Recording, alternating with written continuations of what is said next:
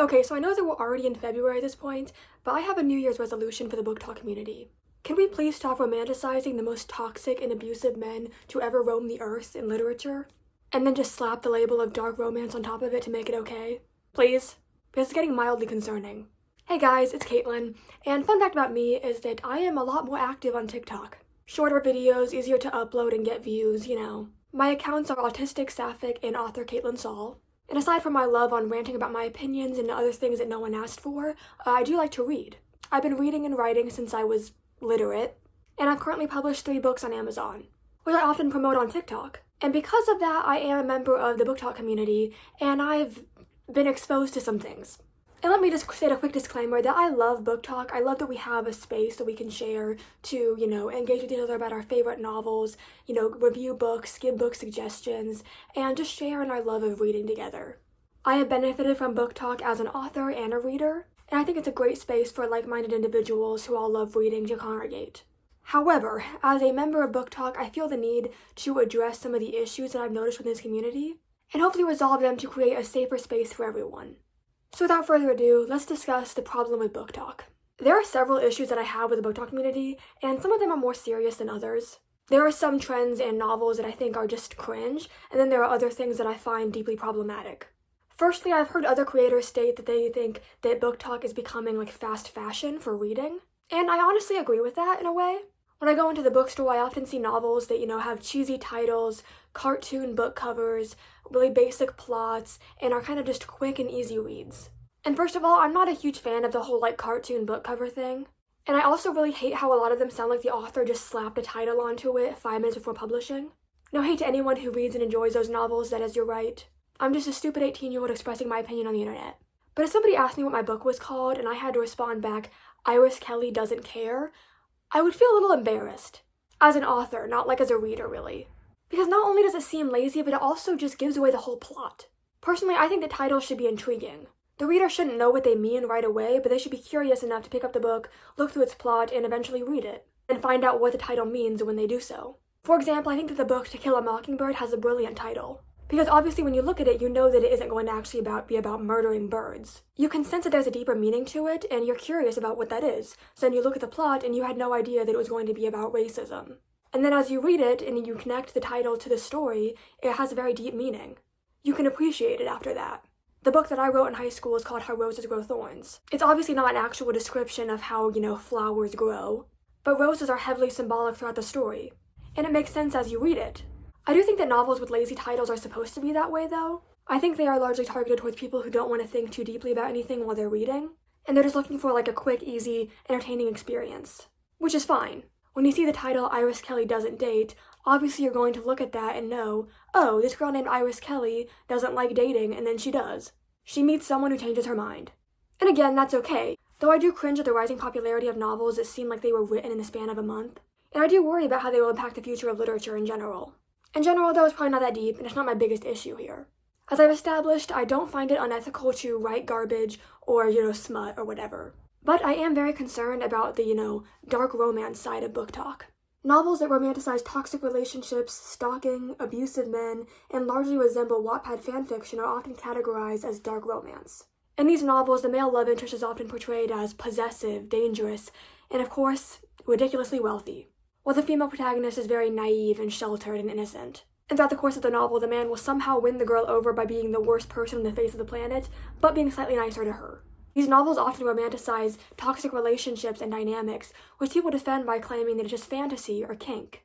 And I don't want to shame anyone for their interest in the bedroom, but I don't think that, hardcore kinks should be made so mainstream, or portrayed as normal in our culture. Kinks are labeled kinks for a reason. They're not supposed to be seen as normal in every dynamic. And that's okay. It doesn't mean it's unethical to have one or to be in a relationship like that. It just means that we shouldn't be portraying that as, the standard.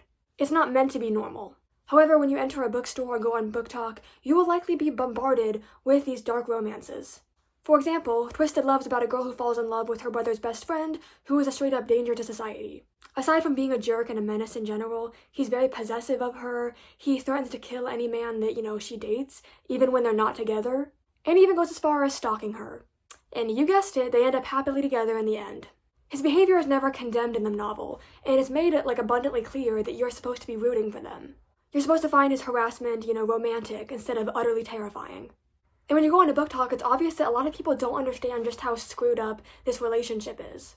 For example, a 16-year-old boy recently made a TikTok describing, the books that he likes, and it was stuff like The Hunger Games, Maze Runner, normal things like that. And the comment section was ridden with people telling him that those aren't exactly Booktok books, and instead suggesting novels like Haunting Adeline to him. And if you didn't know, Haunting Adeline is a dark romance story about a girl who is literally being stalked by her love interest, and he even ends up breaking into her house and assaulting her at some point. And again, that behavior is romanticized. And there are categories for all sorts of taboo topics, on Booktok. Whether it's stalking, possessive men, problematic age gaps, and even borderline incestuous love stories. For example, Credence by Penelope Douglas follows a story of an 18-year-old girl who goes to live with her stepbrothers and step-uncle after the death of her parents, and ends up having a sexual relationship with all three of them. Yeah. In another novel, The Truth About Tomorrow by B. Celeste, is about a 16-year-old girl named Charlie who falls in love with her 31-year-old adoptive uncle. That novel terrified me the most, actually, because the author was trying to romanticize the relationship, and it was very evident that you were meant to root for them, like they literally get married at the end. But she did a really poor job at it. Throughout the novel, the power imbalance, the maturity gap, and his toxic nature was abundantly clear. Her uncle was very clearly a possessive, creepy old man who was lusting after his teenage niece. And she was a petty, jealous teenage girl who thought that getting with an older man made her mature and cool. And not like other girls. And I mean, sleeping with your adoptive uncle does make you not like other girls, but, not in the way you're probably hoping. However, despite that novel being absolutely ridden with schmetophilia, borderline incest, abuse, misogyny, stuff like that, it still had good reviews on Goodreads. Grown adults were saying that although the age gap was weird, that they could really feel the powerful love story between these two characters. And that it was okay because she was mature for her age, even though she sounded like a child throughout the entire book. My parents totally suck. They won't even let me date my 30-year-old uncle. No one understands me. That is quite literally what she sounded like throughout this entire thing. That was way too long, by the way. Reading those reviews, I was beyond baffled and mostly just horrified, because the books we read have a massive impact on who we are and how we think. We have the power to see life from someone else's perspective and understand their struggles and hardships. And that is a wonderful and beautiful thing. However, their effects can be just as negative as they are positive. Booktok has proved that even novels that are poorly written and have ridiculous plots can still impact the way we see the world around us. With grown adults condoning abusive relationships between adults and children, and lusting after fictional toxic men. We have toxic men at home, honey. You don't need to go to Barnes & Noble and buy one. My main issue is that as these dark romances become increasingly popular and available to the public, people will begin to view these dynamics, these toxic relationships, as normal, and even crave them. Just as porn often worse fuels perceptions of, intimacy, makes people believe that certain bedroom activities, even those that are dangerous, are standard practice in relationships. I think that romanticizing the same taboo topics in books can have that same effect. Maybe to some it's just a fantasy, but to a lot of young girls on TikTok who are reading these novels like Twisted Love and Haunting Adeline, it's more than that. This could seriously damage their perception of what a healthy relationship is. There are already men and women idolizing these toxic characters on TikTok. And let me just say, these books are fictional for a reason. Sure, in Twisted Love, Alex is possessive and toxic towards Ava, but doesn't want to hurt her ultimately. That's not reality. If a man is controlling, stalking and harassing you, and threatening to kill any man that you date when you're not even together, he's going to hurt you. He's not just protective of you, he is an abuser. And quite frankly, as an author, I find it deeply unethical to write these toxic dynamics and relationships in books and then not condemn them. If you're going to make one of your characters a straight-up psychopath, you have to at least make it clear that they're the villain. For example, my novel How Roses Grow Thorns is about a 17-year-old girl who is groomed and abused by a 30-year-old man. Yes, they do have an inappropriate relationship within the novel, and he is a toxic character. But I made it very clear that it is not a love story. It's supposed to be about grooming and abuse. And it's more about her navigating her trauma and healing by realizing and accepting the fact that she was a victim. The reader isn't supposed to root for their relationship. I know people are allowed to read and write whatever they want, but I feel like as authors we have a moral obligation to not poison our readers with these dynamics and romanticize abuse in our work. Sure, it sells, but at what cost? And of course, we can't discuss Booktok without discussing Colleen Hoover. She's one of the most popular and controversial authors of our time, and after dipping my toes in, the water, I genuinely don't understand if people swim in her lake. Or drown in it. That was a Verity reference if you didn't understand that. Now, my problem with Colleen Hoover isn't just that her books are garbage. As I've stated previously, it is your God-given right to enjoy that kind of stuff. And if you can get rich by selling it, more power to you. So this isn't just me coming on here and being like, oh, I'm so evolved and intellectual, I don't like Colleen Hoover. I was on Wattpad as a child, and that's basically the same thing. Now, I do think she deserves jail time for some of the things that she subjected her readers to, this quote specifically. However, I'm more concerned with the toxic dynamics and tropes within her work. I read It Ends With Us, which is arguably her most popular novel, and I really didn't understand the praise that it received. What upset me about it was that it could have been a compelling novel about, abuse and breaking the cycle, but she just made the plot so wild and ridiculous that I couldn't take it seriously. I mean, first of all, the main character is named Lily Blossom Bloom, and she owns a flower shop for people that hate flowers. In the novel, this is portrayed as some kind of brilliant idea of hers. She's like, have you ever noticed that there are flower shops for people that love flowers, but none for people that hate flowers? Yes. Because no one in the history of the human race has ever asked for that. Because that's a stupid idea.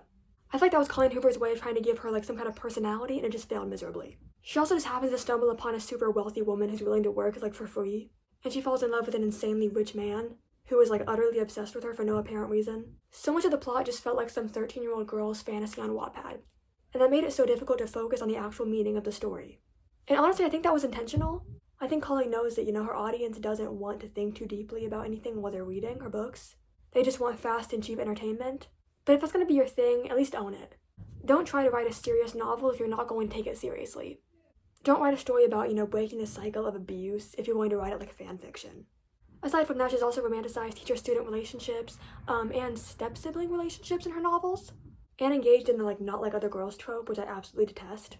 Not only is it written with misogyny, but it's also just evidence of poor writing skills.